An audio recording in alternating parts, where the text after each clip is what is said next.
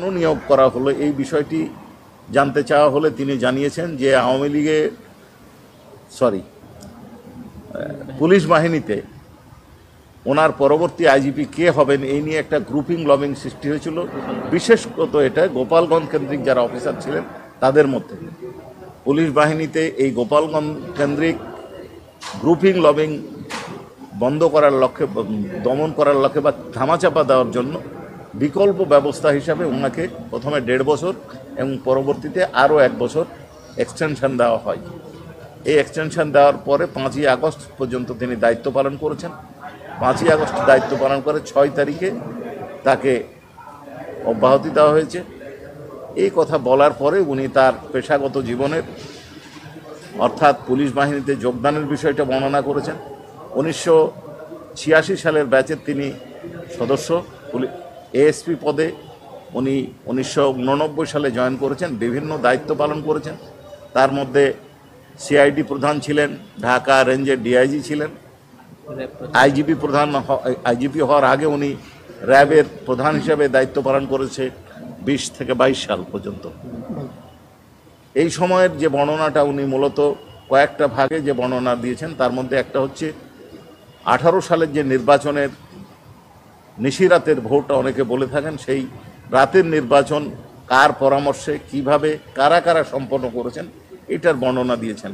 এইখানে উনি জানিয়েছেন যে ওই সময়কার আইজিপি জাভেদ পাটোয়ারি সাহেবের পরামর্শে এই রাত্রে 50 ভাগ ভোট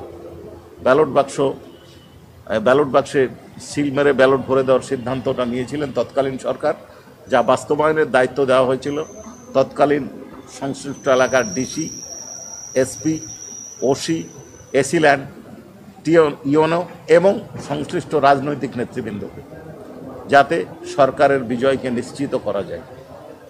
এরপরে উনি এটা দেখে ভেঙে পড়েন এবং পরবর্তীকালে উনি র্যাবে জয়েন করেছিলেন। র্যাবে জয়েন করে উনি কি দেখেছেন সেই বর্ণনাটা করেছেন।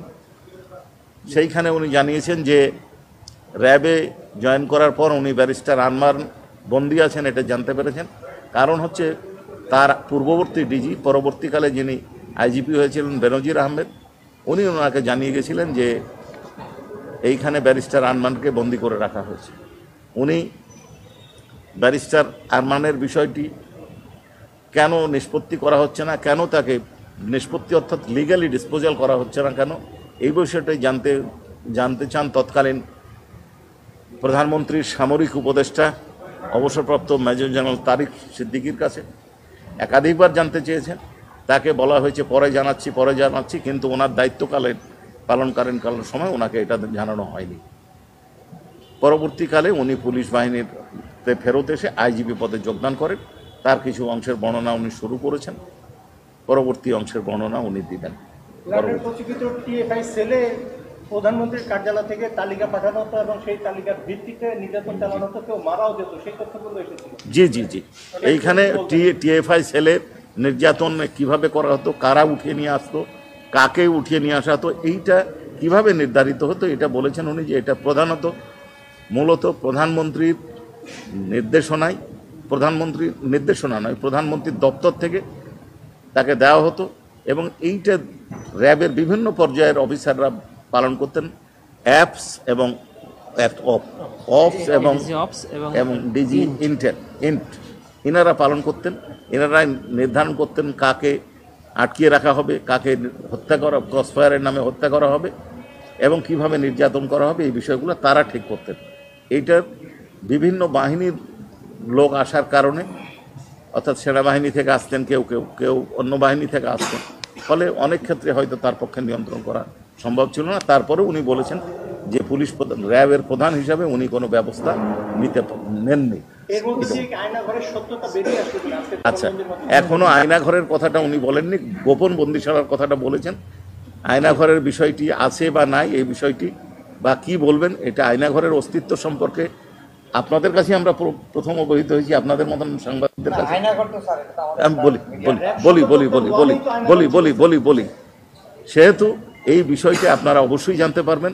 আশা করা যায় ওনার বক্তব্য যখন জবানবন্দি শেষ হবে তখন পূর্ণাঙ্গ তথ্য আপনাদের সামনে আসবে। উনি মুখ্য মহানগর হাকিম আদালতে যে জবানবন্দি দিয়েছেন এর বাইরে এখন পর্যন্ত নতুন কিছু কোনো তথ্য দিয়েছেন?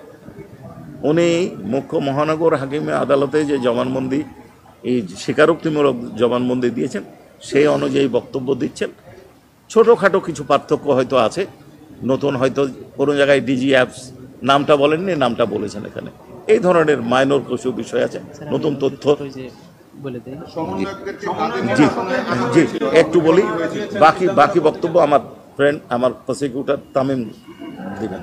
তার আগে একটা প্রশ্ন আছে একসাথে দিয়েন, সেটা হচ্ছে এখন পর্যন্ত বর্ণনায় ব্যক্তিগতভাবে উনি কোনো অপরাধের সাথে জড়িত সেই বিষয়টি উনি ওনার আসছে কিনা, আচ্ছা, উনি ব্যক্তিগতভাবে অপরাধের জড়িত কিনা এই বিষয়টা বুঝতে হলে আমাদেরকে আইনের বিষয়টা জানতে হবে।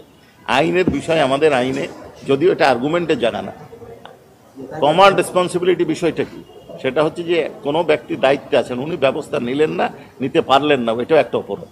বাকি বিষয় আপনারা বিবেচনা করবেন, বাকিটা তো আমি চৌধুরী আবদুল্লাহ আল মামুন সাহেবের টোটাল বক্তব্য থেকে আমরা যেটুকু দেখতে পেয়েছি সেটা হলো যে 2014 সাল এবং 2018 সালের পাতানো এ দুটি নির্বাচনের পরে পুলিশ বাহিনী অ্যাবসলিউটলি এদের চেইন অফ কমান্ডটা ভেঙে পড়ে। উনি র্যাব প্রধান, উনি সিআইডি প্রধান, উনি ঢাকা রেঞ্জের ডিআইজি এবং আইজিপি থাকা সত্ত্বেও উনি কেন ওনার সাবঅর্ডিনেটদেরকে কন্ট্রোল করতে পারতেন না, উনি সেই বর্ণনাটাই মূলত দিয়েছেন। এবং ওনার অধীনস্থ বেশ কিছু পুলিশ অফিসার, তার মধ্যে বেশ কয়েকজনের নাম উনি বলেছেন, ঢাকা ডিএমপির বেশ কয়েকজনের ওসির নাম উনি বলেছেন, যারা সরাসরি তৎকালীন স্বরাষ্ট্রমন্ত্রী ইভেন প্রধানমন্ত্রীর সাথে সরাসরি যোগাযোগ করতেন, তাদের কাছ থেকে নির্দেশনা নিতেন, যার কারণে আইজিপি হয়েও, র্যাব প্রধান হয়েও, ঢাকা রেঞ্জের ডিআইজি হয়েও উনি ওনার সাবঅর্ডিনেটদেরকে কন্ট্রোল করতে পারতেন না। এই যে পুলিশের সাথে সরকারের সরাসরি যোগাযোগ হওয়ার কারণে পুলিশের চেইন অফ কমান্ড ভেঙে পড়ে এবং রাষ্ট্রীয় এই মদদে এই সকল অন্যায় অপকর্মগুলো হয়েছিল, এটাই উনি মূলত বলতে চেয়েছেন। আর বিশেষ করে উনি ওনার যে ঘটনার কথা বলেছেন, উনি কোন কোন মিটিংয়ে ছিলেন, উনি আইজিপির উনি স্বরাষ্ট্রমন্ত্রীর সাথে কোর কমিটির মিটিংয়ে বসতেন, প্রতি রাতের বৈঠকে বসতেন, এই যে বৈঠকে ওনার বসা, এটাই তো ওনার অপরাধের সাথে সংশ্লিষ্টতা, এটাই তো উনি অপরাধে অংশগ্রহণ করলেন। অতএব উনি যে অপরাধে অংশগ্রহণ করেননি এটা ঠিক না। ওনার এই স্টেটমেন্ট থেকে পুরোপুরি বোঝা যাচ্ছে যে উনি এই অপরাধেরই একটু অংশ ছিলেন। জুলাই আগস্ট গণ অভ্যুত্থানের ঘটনা উনি কেবল বর্ণনা শুরু করেছেন। প্রথমে অর্ধে উনি যেটা বলেছেন সেটা হলো যে 19 তারিখে আর্মি ডিপ্লয়েড হয়, তারপরে স্বরাষ্ট্রমন্ত্রীর বাসায় কোর কমিটির মিটিং হতো, এই কোর কমিটিতে উনি ছিলেন সহ আরও যারা যারা ছিলেন উনি তাদের নাম বলেছেন। সেখানে সিদ্ধান্ত হতো কিভাবে এই আন্দোলন দমন করা যায়, কোন কোন পদ্ধতিতে এই আন্দোলন দমন করা হবে, এবং সমন্বয়কদেরকে আটক করে তাদেরকে জোরপূর্বক আন্দোলন উইথড্র করান এবং তাদের ফ্যামিলির উপরেও নির্যাতন করা হয়েছে। এই সকল বর্ণনা উনি এখন পর্যন্ত দিয়েছেন।